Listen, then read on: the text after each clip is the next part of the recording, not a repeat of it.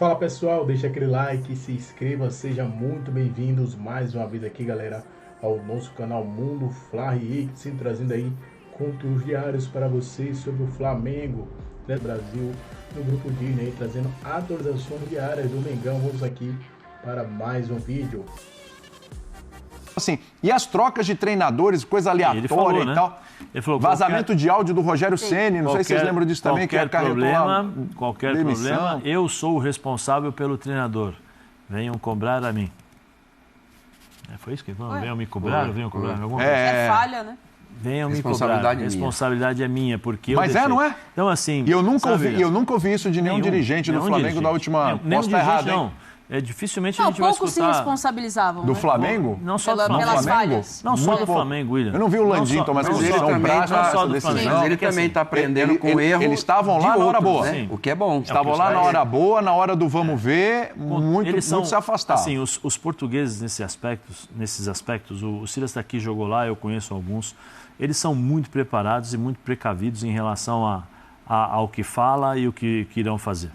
É um planejamento, porque assim, você chega lá, você percebe pela entrevista, ele pegou de A até Z. De A até Z. Ele começou o que ele não sabia, vamos analisar. Vamos analisar.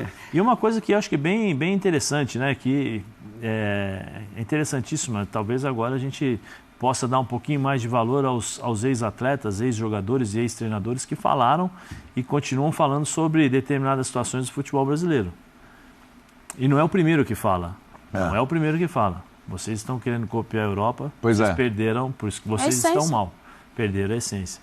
Né? Então, assim, tem muitas coisas. Precisa ver um cara de fora falar isso. Muitas coisas. Precisa ver um cara de fora para mostrar pra gente que tem coisas que estão erradas. Só que aí eu entro num detalhe, que eu acho que aí é uma coisa que a gente tem que cutucar mais a fundo. As categorias de base hoje, como elas são tratadas? É o QI e o QC, quem indica e quem contrata.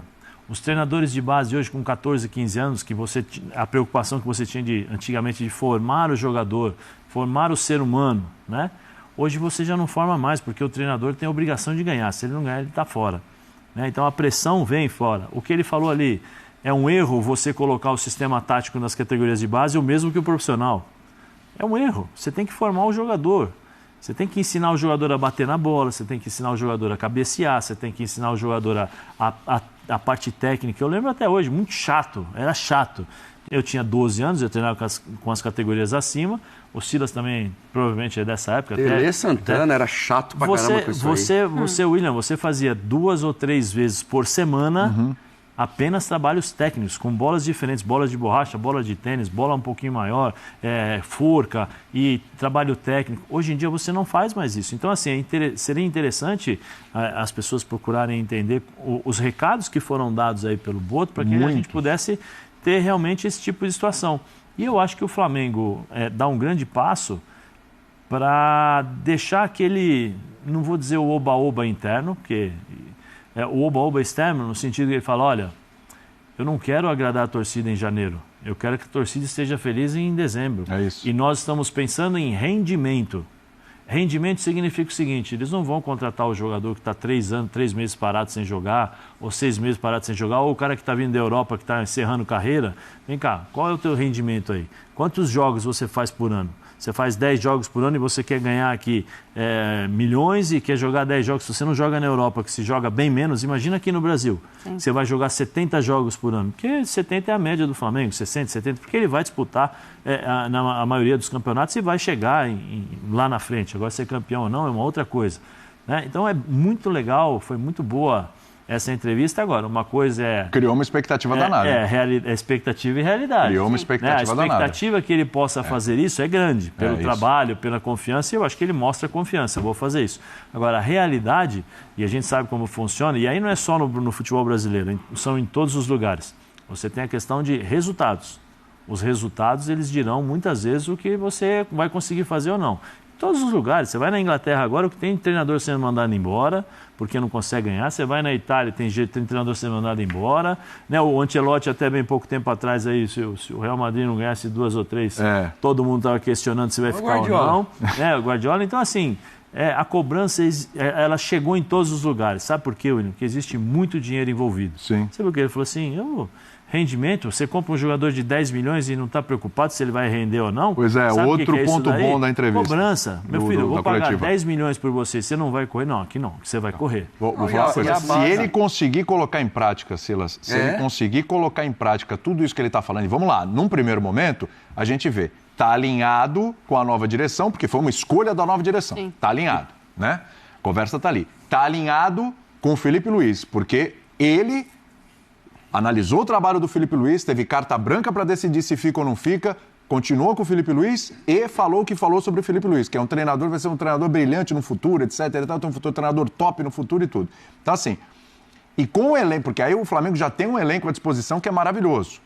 Fazendo alguns ajustes. Ele mesmo disse, olha, a verba que tem aí para contratar é o suficiente. E não vou falar quanto nós vamos gastar, e não vou falar é uma coisa interna. Exatamente. Então, assim... Até para não dar... Porque era isso que faltava ao Flamengo. Chance ao empresário de ganhar mais, né? Se o Boto conseguir colocar em prática tudo isso que ele fala, se o Flamengo for administrado desta forma, é uma máquina.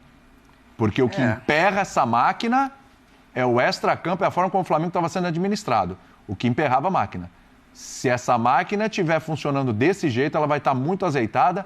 É difícil, vai ser difícil enfrentar o Flamengo. E a questão do imediatismo também, porque ele fala da base e ele fala dos ídolos. Zico, Júnior, outros jogadores que é o DNA do clube, são a essência do clube, que precisa voltar aquilo e tal.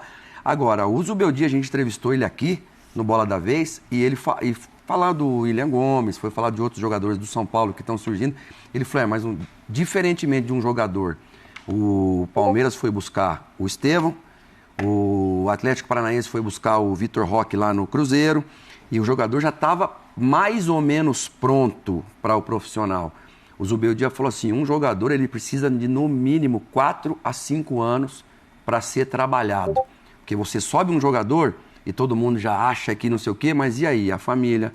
Por isso que o jogador oscila, ele explode, ele oscila e tal, até ele se acerta. Porque tem os craques, o extraordinário, que você sabe que vai subir, ele vai render, e tem os que você tem que... Exato. Não, e a base, qual que é o objetivo principal da base? O Zé falou aqui, não é ganhar. É formar. É formar para cima, Sim. Pro time de cima. Mas aí o treinador da base, se ele não ganha, ele é despedido.